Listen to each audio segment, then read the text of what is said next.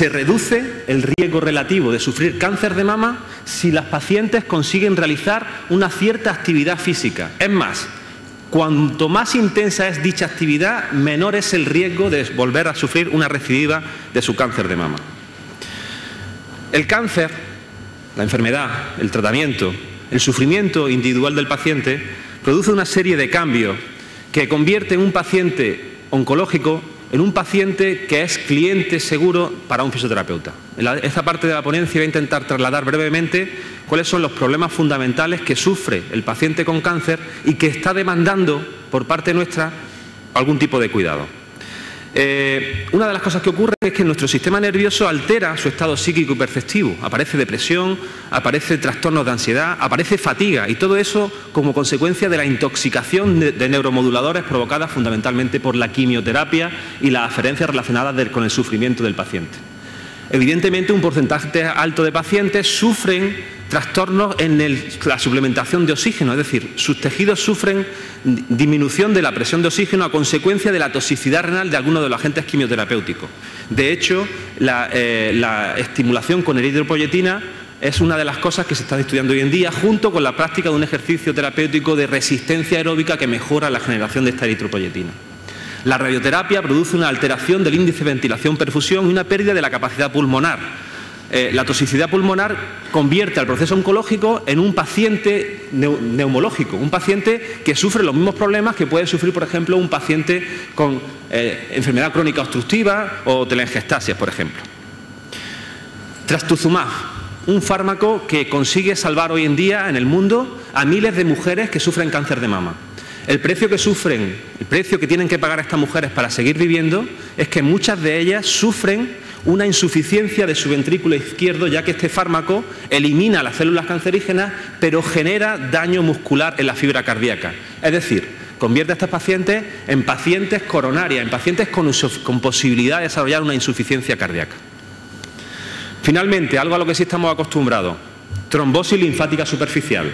La aparición de cordones fibróticos relacionados con la cirugía oncológica en el tratamiento del cáncer de mama, que da ese aspecto de cuerdas de guitarra en el brazo y que muchos de nosotros sí hemos visto en la práctica clínica. Esto desencadena falta de movilidad, dolor y rigidez en el brazo. Un grupo español al que desde aquí quiero trasladar, si hay alguien en la sala de la Universidad de Toledo, quiero trasladar mi reconocimiento al grupo de María Torres y de Orlando Mayoral y de restos de compañeros de la Universidad de Toledo, que han planteado un estudio publicado en una revista extremadamente prestigiosa, en el Breast Cancer Research Treatment, donde ellos mismos han seguido un grupo de 270 pacientes y han comprobado que de esos 270 pacientes, al menos en el 48% de ellos, se sufre lo que llaman el axillary wedge syndrome. Eso significa la fibrosis de los ganglios centrados en la región de las mamas, perdón, de la axila, y que va a producir una gran cantidad de síntomas dolorosos y molestias en los movimientos de los pacientes. Este grupo ha conseguido algo que creo que es relevante y que hay que mencionarlo en nuestro contexto profesional. Ha publicado en British Medical Journal. British Medical Journal es de esas revistas que cambian la forma de hacer salud en el mundo. Es una revista en la cual, a partir de lo que se lee en esa revista, la medicina, la fisioterapia, la ciencia de la salud en general cambia la forma de actuar. Este grupo publicó un trabajo donde demostró la eficacia de la fisioterapia para prevenir el linfedema, no para tratarlo, sino para evitar que ocurra. Trabajaron con 240 pacientes, randomizaron a 120, aleatorizaron en 2 grupos y analizaron casi 60 personas por grupo. Y ellos lo que hicieron fue aplicar, tras la cirugía oncológica, un protocolo de cosas que nosotros sabemos que hacemos en la práctica clínica: drenaje linfático, masaje progresivo de la cicatriz, estiramiento terapéutico, cinesiterapia activa asistida, facilitación neuromuscular propioceptiva, y toda esta estrategia terapéutica que todos nosotros conocemos y utilizamos en nuestra práctica clínica se comparó contra educación sanitaria. Los resultados para mí son espectaculares. En un seguimiento de un año, la curva de supervivencia demuestra que la fisioterapia es capaz de reducir la incidencia del linfedema. Esto ha calado en el contexto no solamente fisioterapéutico, sino en el contexto puramente médico y oncológico, con lo cual el mensaje es: hagamos fisioterapia en nuestros pacientes antes de que aparezca el linfedema, porque lo que hacemos es eficaz. Bueno, nuestro grupo de trabajo Cuídate se planteó un primer objetivo. Cuando yo vi a Araceli, me di cuenta de lo poco que sabía sobre su enfermedad y sobre sus padecimientos. Sabía que el drenaje linfático era bueno, sobre todo cuando había linfedema, sabía hacer vendaje multicapa, pero no sabía nada más. Y Araceli tenía bastante más problemas que un linfedema que en aquel momento no padecía. Las primeras preguntas fueron decidir, bueno, ¿qué problemas son los que tiene el paciente oncológico que un fisioterapeuta debe conocer para poder tratarlo? En ese sentido, una de las cosas que más nos pueden interesar es la alteración de la función muscular.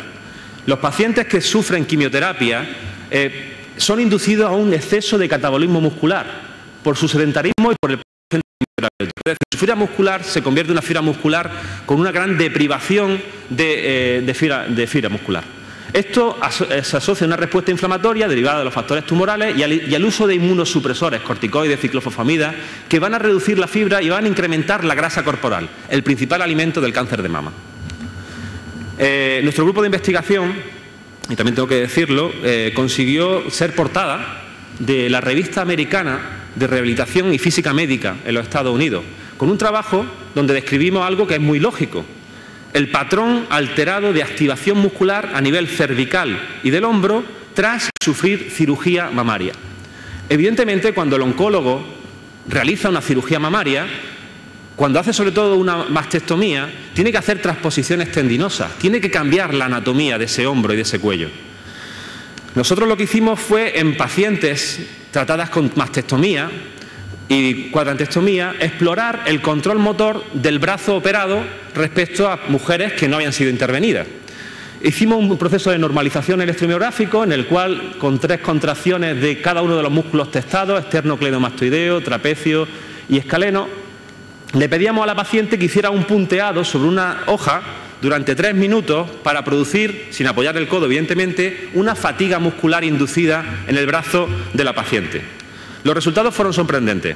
En la línea de abajo están los pacientes que no habían sido sometidos a cirugía, en la línea de arriba los pacientes sometidos a cirugía oncológica.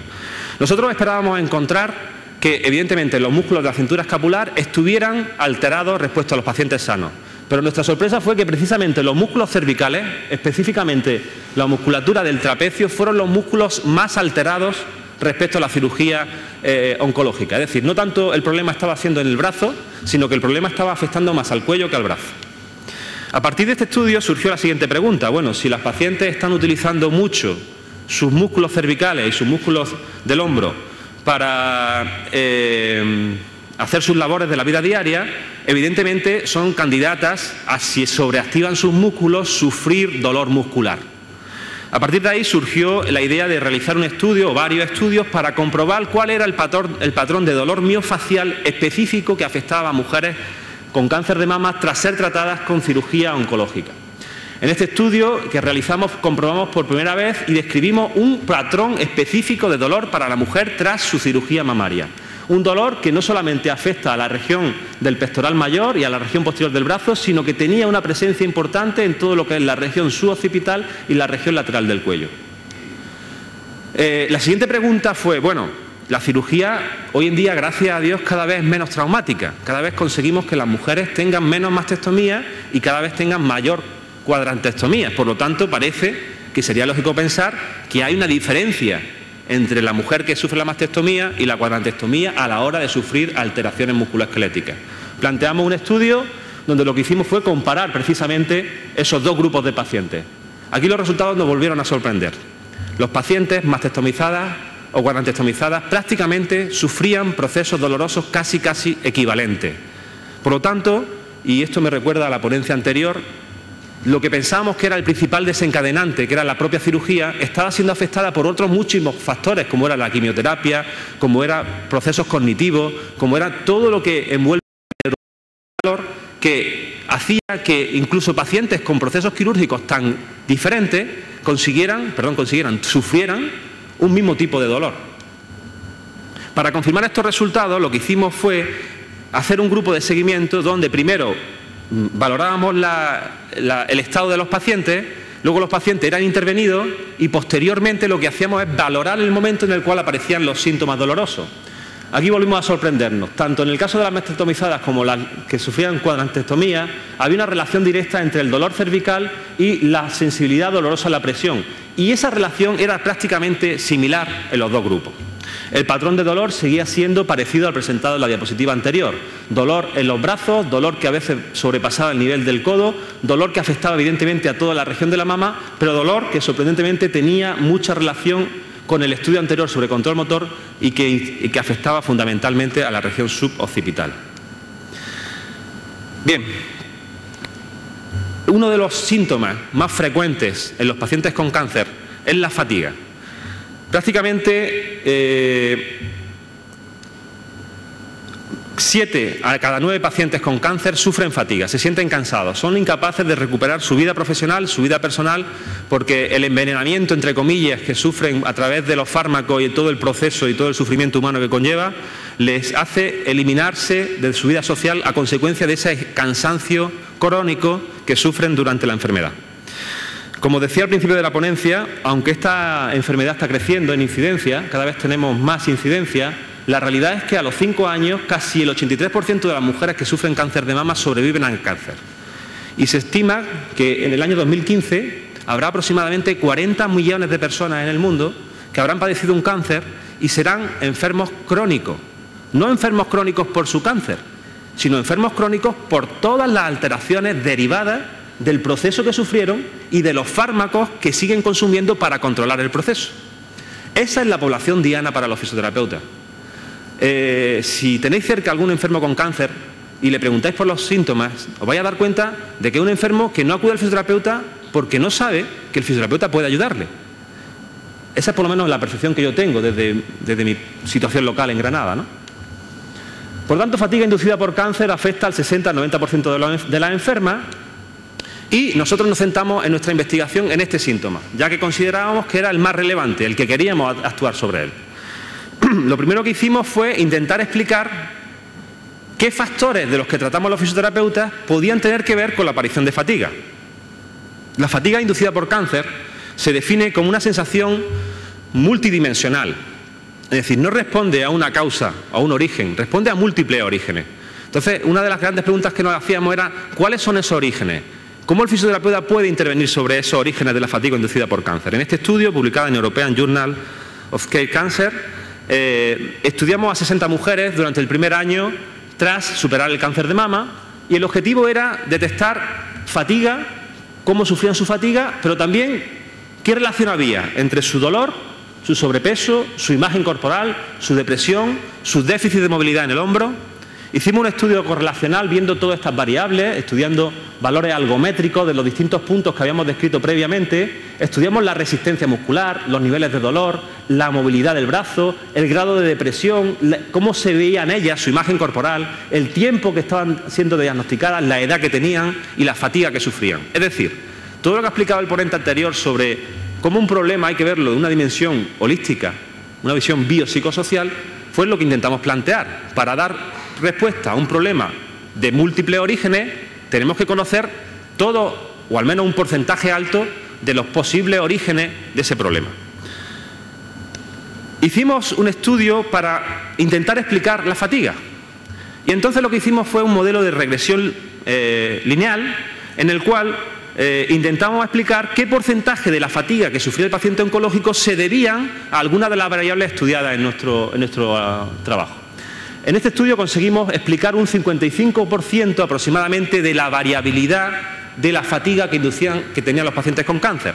Y ese 55% del padecimiento de los pacientes con cáncer se debían, según nuestros datos, a la falta de movilidad en el brazo, a su deterioro de la imagen corporal, al dolor de cuello que sufrían y a la depresión como síntoma psicológico que padecían.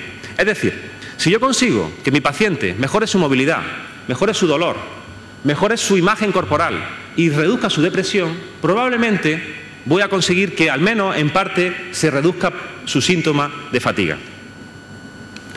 Con esta idea surgió el programa Cuídate, programa que recogía la evidencia científica que, como ha planteado magníficamente la profesora Gómez Conesa, existían metaanálisis ya sobre la actividad física y la importancia de hacer ejercicio de resistencia en los pacientes oncológicos.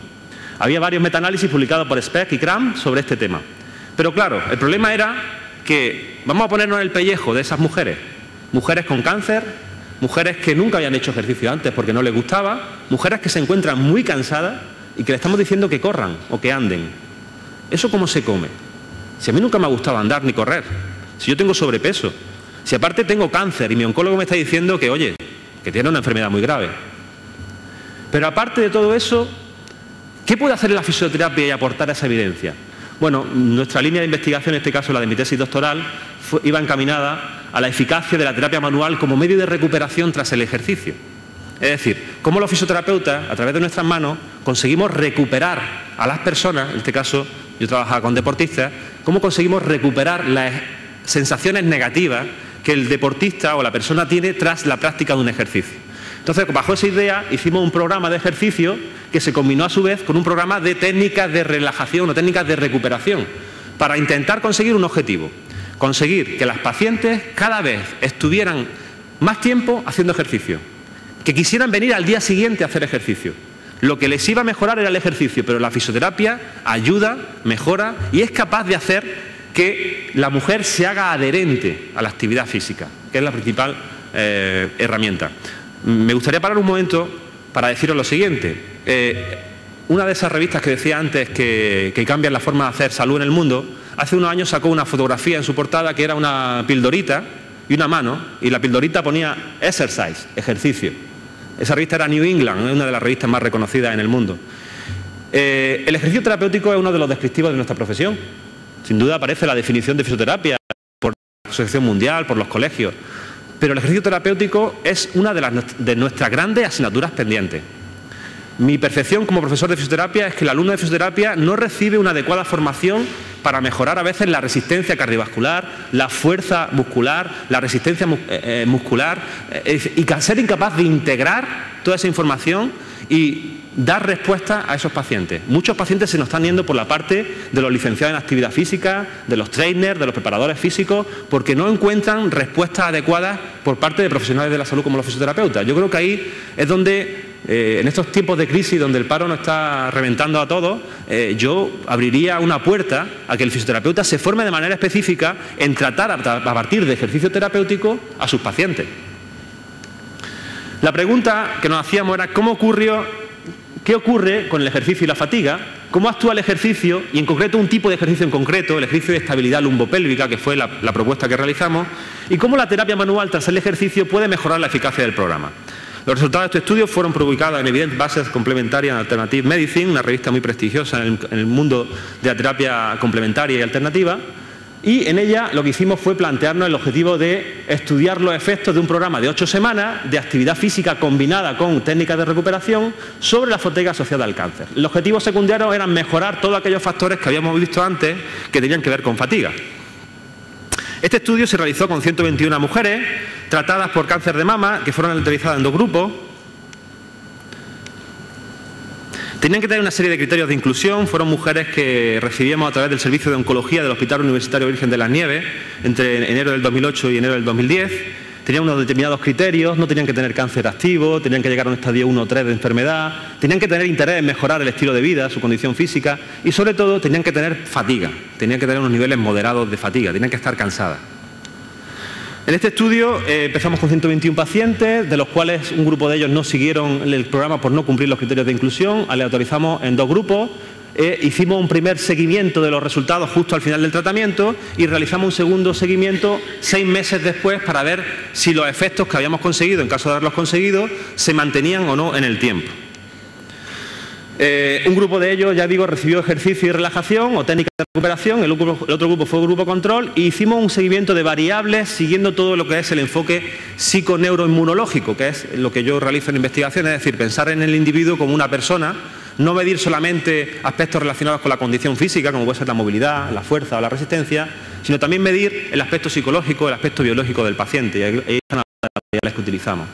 El programa consistió en una serie de contenidos específicos de la fisioterapia, como la resistencia, la fuerza, la movilidad, la coordinación, la estimulación de la musculatura estabilizadora, que fue uno de los grandes elementos de este programa, el esquema corporal y la propiocepción. Se manejaron intensidades de entre el 50 y el 65% de la frecuencia cardíaca máxima del paciente, que es lo que establecía el Colegio Americano como el nivel de trabajo para este tipo de pacientes, y se fue estableciendo criterios de progresión en función de la intensidad, la duración, la complejidad de cada persona y su interacción social.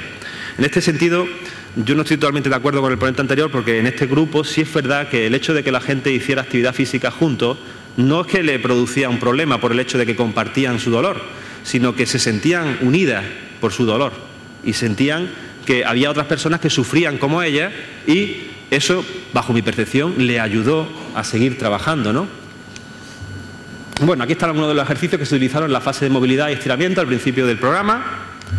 Estos ejercicios fueron divididos en circuitos con volumen de trabajo fundamentalmente. Nosotros queríamos hacer algo distinto a lo que había publicado hasta ese momento, y lo que centramos fue el estudio en la mejora de la fuerza, sobre todo de la fuerza de toda la región lumbopélvica. Como he dicho antes, hay un gran deterioro catabólico en los pacientes, y ese deterioro catabólico de los pacientes en la fibra muscular hace que pierdan masa muscular, y al perder masa muscular los pacientes tienen pérdida de independencia, no pueden levantarse de la silla, no tienen fuerza en las manos. Entonces nosotros queríamos trabajar específicamente fuerza, resistencia como magnitud principal del programa.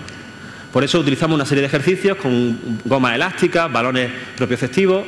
La estrategia de evolución fue fundamentalmente en temas de volumen durante las primeras semanas y luego en temas de intensidad. Ahí tenemos algunas de las imágenes, fueron realizados. Esto fue otra epopeya. Mis amigas que trabajaron, están por ahí al fondo de la sala, pues bueno, evidentemente no teníamos un sitio donde trabajar, era todo muy complicado. El vicerrector de extensión universitaria nos dejó un gimnasio. Y bueno, ahí empezó el grupo Cuídate a manejarse. Ahí aparece Irene, que es una de las fisioterapeutas que fue una de las protagonistas junto con Carolina, que está también al fondo de la sala. El trabajo de coordinación y de fuerza se culminaba con 30 minutos dedicados a la mejora de la percepción de la recuperación en los pacientes. Técnicas de automasaje, técnicas de relajación, técnicas de estiramiento. Queríamos que las pacientes se fueran a esa casa con buenas sensaciones. Yo creo que ahí fue un poco la diferencia con respecto a otros programas publicados previamente. Abordamos la condición física, pero no solamente la condición física, hicimos test de salto, test de resistencia abdominal, test de sentarse y levantarse, test de la caminata de 6 minutos, test de movilidad con conimetría y test de estado psicológico. Utilizamos distintos medios para monitorizar a los pacientes. Deciros que los pacientes iban monitorizados toda la sesión con su pulsómetro para que nunca sobrepasaran, por ejemplo, sus niveles de frecuencia cardíaca estimados para cada una de ellas. Bueno, este es un resumen de lo que fue el trabajo, los materiales que utilizamos: balones de fútbol, bandas elásticas, mantas, balones pequeños, grandes, la estructura del programa. Resultados. Uno de los mejores que conseguimos importantes fue que tras el tratamiento el test de sentarse y levantarse de las pacientes mejoró. Eso significa que las pacientes eran capaces de sentarse y levantarse con una mayor agilidad, con una mayor fuerza. No solamente mejoraron, sino que se mantuvieron sus efectos a los 6 meses de seguimiento. El cambio más espectacular desde el punto de vista de la condición física fue en la resistencia de la musculatura abdominal. Era lógico, habíamos trabajado de manera específica ese aspecto. Pero este aspecto tiene una gran transferencia con la calidad de vida del paciente. Si nosotros tenemos más fuerza en nuestra región lumbopélvica, evidentemente vamos a desarrollar nuestras actividades de la vida diaria con una mayor desenvoltura. Un estudio que publicó los análisis secundarios sobre fatiga es este que está publicado recientemente en Integrative Medicine, donde aquí se plantean uno de mis sueños, ¿no? Citando a Luther King, yo tuve un sueño hace unos años, y era que los fisioterapeutas podíamos trabajar con datos biológicos. ¿Por qué solamente podíamos medir movimiento? La saliva está llena de información. Tiene todos nuestros niveles de hormonas, o gran parte de ellos. Y esos niveles de hormonas son los que están funcionando en el organismo en ese momento. Pero no solamente eso, la saliva nos puede dar información sobre nuestra carga genética, como vamos a ver más adelante. En este estudio nosotros pedíamos muestras de saliva a nuestros pacientes en cada uno de los momentos del estudio. Estas determinaciones las realizamos en la Universidad de Granada, no son nada complejas, evidentemente requieren un aprendizaje, requieren un material, un equipamiento, pero son determinaciones que se pueden realizar a lo largo de una mañana. Y a lo largo de una mañana podemos medir los niveles de distintas hormonas y sustancias en una muestra de 70 personas, por ejemplo, ¿no? Es decir, esto lo hacen los fisioterapeutas, lo pueden hacer los fisioterapeutas. De hecho, todos hemos estudiado bioquímica, biofísica y forma parte de nuestro currículum, ¿no? Los resultados de este estudio fueron que el efecto clínico de del programa sobre la fatiga en cada una de las dimensiones de la fatiga, el efecto clínico, como decía, que ha explicado antes la profesora Antonia Gómez Conesa, es el tamaño del efecto, es decir, cómo de importante es el resultado a nivel clínico. Ese tamaño del efecto, en metaanálisis previo, se había publicado que en este tipo de programa estaba en torno a 0,5, es decir, era moderado. Es decir, la capacidad de que el ejercicio mejorara la fatiga era de un nivel moderado. Bueno, pues en nuestro estudio conseguimos que ese efecto moderado se cumpliera y en algunas subdimensiones de la fatiga se incrementara. Y, curiosamente, aunque estudiamos distintas sustancias, la única sustancia que mostró cambio fue la alfa-amilasa. La alfa-amilasa es un marcador del sistema nervioso simpático que nos dice cuál es el nivel de estrés que sufren las personas. Si nosotros tenemos mayor actividad de nuestra alfa-amilasa, significa que estamos en una situación de mayor activación simpática. Curiosamente, nuestros pacientes consiguieron mejorar su activación de la alfa-amilasa, es decir, se redujo tras el programa, cosa que no ocurrió a los 6 meses. Es difícil mantener este tipo de efectos biológicos tras un seguimiento. Bien, me ha gustado mucho la ponencia anterior porque ha dicho algo que yo tenía en mente hace mucho tiempo, y es la relación tan importante que existe entre lo físico y lo mental o lo psicológico. Eso no solamente es una idea, sino que es una evidencia científica. Nosotros en nuestro estudio comprobamos que aquellas personas que mejoraban su fuerza en la mano o mejoraban su resistencia muscular se sentían mejor psicológicamente. Es decir, hay una transferencia directa entre los cambios físicos que producimos a través de la fisioterapia y las mejoras psicológicas o de calidad de vida que se producen en los pacientes. Bueno, pues una diapositiva que pongo casi siempre en mis ponencias es esta. Es de las pocas que repito, pero esta siempre me la hago. Es un proverbio pirenaico que dice: solo cuando encontré una respuesta empezaron todas las preguntas. Y eso es lo que nos tiene obsesionados, y mi mujer no sé si está por ahí, pero ella lo sabe, estoy todo el día con el ordenador a toda hora, estoy un enfermo de esto. Tengo la suerte de que disfruto con mi trabajo un montón y me siento muy afortunado, pero cuando investigas inmediatamente aparece una nueva pregunta y eso pues genera ese estímulo, ¿no? La pregunta que nos hicimos fue: ¿genética y fisioterapia son disciplinas compatibles? Es decir, teníamos las muestras, podíamos determinar genética, ¿la fisioterapia y la genética pueden unirse en un futuro? Bueno, aquí tengo que agradecer fundamentalmente la colaboración del grupo de investigación del profesor César Fernández de las Peñas, un referente internacional y mundial en el dolor crónico y, por supuesto, amigo, que nos ha ayudado en todas estas investigaciones que hemos realizado por su capacidad de trabajo y él pues fue uno de los artífices de estos trabajos. El estudio de un gen y el padecimiento que los pacientes con cáncer podían estar asociados a ese gen. La catecol-metiltransferasa es una enzima que se encarga de la degradación de neurotransmisores como la dopamina, la norepinefrina y la epinefrina. Esta enzima aparece en el cuerpo gracias a la expresión de un gen, el gen Val158met. Y este gen tiene 3 tipos de genotipos posibles. Nosotros en nuestra muestra de pacientes que habíamos tratado en esos años determinamos, bueno, se determinó en Madrid, qué proporción de cada uno de nuestros pacientes tenían un subtipo del gen. Existe evidencia científica de que los subgrupos MET-MET, metionina-metionina, tenían una menor actividad enzimática de la COM. Y curiosamente nuestros estudios confirmaron que la COM, que era el principal proceso enzimático de este genotipo, los pacientes que tenían este genotipo sufrían más fatiga, tenían más de intensidad del dolor y eran más susceptibles de ser estresados.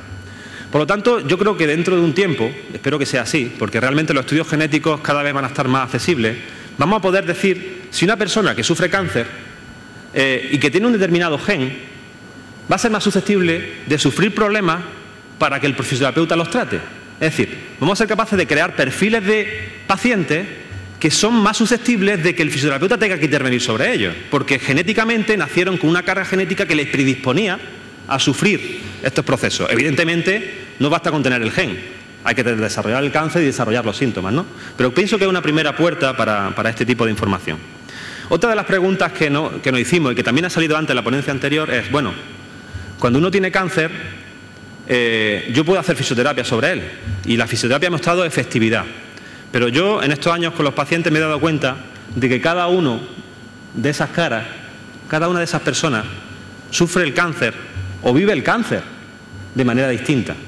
Y por lo tanto, la efectividad de la fisioterapia está mediatizada por la actitud o la forma de afrontar ese cáncer. En 2 estudios muy recientes, uno de ellos todavía no está prácticamente publicado, hemos publicado lo siguiente. nosotros sometíamos a nuestras mujeres tratadas por cáncer de mama y con fatiga a un proceso de terapia manual. Pero antes de eso, estudiábamos en ella cuál era la actitud que esas pacientes tenían frente a la terapia manual. Es decir, qué pensaban ellas, si eso le iba a servir o no le iba a servir, si creían o no creían que eso era capaz de mejorar su salud. Entonces lo que hicimos fue medir todas las variables que nuestro grupo mide en nuestros estudios, es decir, variables psicológicas, biológicas, fisiológicas y físicas. Y los resultados de estos dos estudios lo que vinieron a decirnos es que cuando el paciente tiene una actitud positiva, es decir, cree en la terapia manual, sus niveles de inmunoglobulina A mejoran más que en pacientes que no creen en la terapia manual. Y esto no es una idea que ya todos tenemos. Nosotros sabemos que hay pacientes que mejoran porque creen en las cosas, ¿no? Sino que es una evidencia científica. La alfa-amilasa es un marcador de estimulación parasimpática. Es nuestra principal defensa inespecífica en la saliva para que no nos resfriemos. Cuando nos resfriemos es porque muchas veces estamos estresados, los niveles de alfa-amilasa se reducen en la saliva y somos más susceptibles de que los microbios entren y produzcan la infección. Bueno, pues en distintos estudios previos, los pacientes con cáncer que utilizaban terapias complementarias, pues fundamentalmente le dan mucho peso a la terapia manual porque creían en la terapia manual.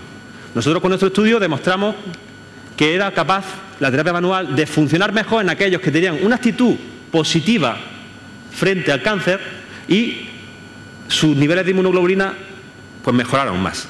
Sin embargo, otras variables no tenían incidencia sobre esto. Es decir, nosotros medimos también los cambios analgésicos producidos por la terapia manual. La terapia manual, en función de las actitudes de los pacientes, no son influidos por las actitudes de los pacientes. Es decir, son independientes del hecho de que el paciente crea o no crea. De hecho, en nuestro estudio no mostramos capacidad analgésica de estos métodos para reducir el dolor del paciente. Es decir, no todo lo que le ocurre al paciente va a depender de lo que piense el paciente, sino que hay factores que sí tienen relación directa con lo que le ocurre. Bueno, pues si me permite el auditorio, yo quiero establecer ahora un pasaje por la historia de la fisioterapia, por lo menos de la que yo conocí, la que yo estudié en el año 92 en Granada, y en aquella época nos formábamos a base de expertos. Yo recuerdo las visitas de Henry Neyer, de Lemetellers, de tantos fisioterapeutas, sobre todo europeos, que venían a darnos su visión de la fisioterapia y de los cuales pues yo consideraba que aquello era la Biblia, ¿no? Aquello era la Biblia. De lo que decía Neyer, para mí era la Biblia. Fisioterapia basada en expertos. Con eso también quiero decir algo, es decir, los expertos siguen contando mucho hoy en día. La clínica y el experto es fundamental, ¿no?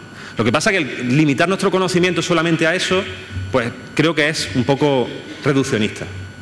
En los años 2000, cuando perdimos también en cuartos por el gol que nos anuló al Bético, ¿no? al entonces Bético en el Mundial de Corea, pues fisioterapia basada en la evidencia, es decir, el modelo actual. Es necesario tener evidencia para hacer fisioterapia. Bueno, pues yo humildemente quiero plantear algo que ya se está hablando, no es una idea original mía, ni mucho menos, pero a la que yo me apunto. A la idea del año 2011, la idea de fisioterapia basada en evidencia, pero en torno al perfil del paciente. Es decir, no podemos manipular a todos los pacientes, no podemos hacer terapia manual con todos los pacientes, no podemos gastar una hora de nuestro tiempo para aplicar un tratamiento en el que el paciente, desde que entra el minuto 1 hasta que sale, no cree en él. Es decir, en estos tiempos de crisis, una palabra importante es la eficiencia de los recursos, la efectividad de los recursos. Es decir, vamos a conseguir que la fisioterapia sea más reconocida. Para que la fisioterapia sea más reconocida, lo que necesitamos fundamentalmente es que seamos muy capaces de, con pocos recursos, estimular situaciones concretas y curar a determinados pacientes. Si conocemos bien los perfiles de nuestros pacientes, la efectividad que ya conocemos a través de la investigación va a hacer que esos subgrupos de pacientes evolucionen mejor. Bueno, ¿y qué día le despierta, qué día amanece en Cuídate? Pues en Cuídate amanece eCuídate. eCuídate es un programa de e-fisioterapia que está financiado por el Servicio Andaluz de Salud, por el Instituto de Salud Carlos III y por la Universidad de Granada, y que tiene como objetivo ayudar a los pacientes con cáncer de mama a través de fisioterapia desde casa. Cuídate ya tiene abierta su parte pública. Si entran en Google y ponen la palabra Cuídate con nosotros, saldrá el enlace. Ahora mismo solamente tenemos disponible la parte, digamos, abierta de la red. En la parte abierta tienen toda la información sobre los estudios que hemos presentado aquí y otra serie de factores relacionados con el tratamiento. Y a partir del año que viene, una serie de pacientes con cáncer de mama del Hospital Clínico y Hospital Virgen de las Nieves de Granada recibirán un password y una posibilidad de entrar a la parte privada de Cuídate. En ello encontrarán una forma de evaluar sus síntomas a partir de cuestionarios y distintos elementos por teleconferencia, y nos permitirá hacer un diagnóstico fisioterapéutico de cuáles son las alteraciones o problemas que sufren los pacientes tras el cáncer de mama. A través de videoconferencia, a partir del seguimiento de distintos sensores, los pacientes recibirán ejercicios que podrán interaccionar con el propio profesional para decir si esos ejercicios se están adaptando bien o no a la situación clínica de ese paciente. Con esto, yo sé que habrá gente pensando, bueno, pero el ordenador nunca va a sustituir las manos del fisioterapeuta, ¿no? Eso es imposible. O sea, yo me uno también a esa idea. Nosotros, durante la fase de esta investigación, invitaremos cada 2 o 3 semanas a nuestros enfermos para que vengan a consultarnos con las manos, y Cuídate no deja de ser un soporte, una mejora para el tratamiento. La idea de Cuídate es mantener activas de por vida a las mujeres con cáncer de mama, dar un soporte para que ellas empiecen a gustarle el hecho de hacer ejercicio, se sientan cómodas haciendo ejercicio y reciban una información que les permita de verdad cuidarse, es decir, que le dé respuesta a su problema individual. Quiero agradecer en este momento al Departamento y a la Facultad de Ciencias de la Salud de la Universidad de Granada por el apoyo, al doctor Olea, mi maestro, a la doctora Ruiz, mi mentora, y a mi amigo César Fernández por su ayuda, junto con Lars Arne Nielsen, que pues, nos ha ayudado en este tiempo a poder conseguir pues, trasladar toda esta investigación aquí. Y sobre todo a Cuídate. Cuídate son todos esos señores y señoras que son los profesionales de la fisioterapia, junto con otros que no están en esa lista, pero que sé que se van a incorporar y que están en la sala, para ayudarnos a llevar a cabo en los próximos años Cuídate. Espero poder, dentro de unos años, contarles, si el colegio me lo permite, los resultados de este proyecto. Un segundo. Quería dedicar estos trabajos a todas las mujeres que han participado en nuestros programas, especialmente a Mercedes, que nos dejó por su cáncer. Muchas gracias.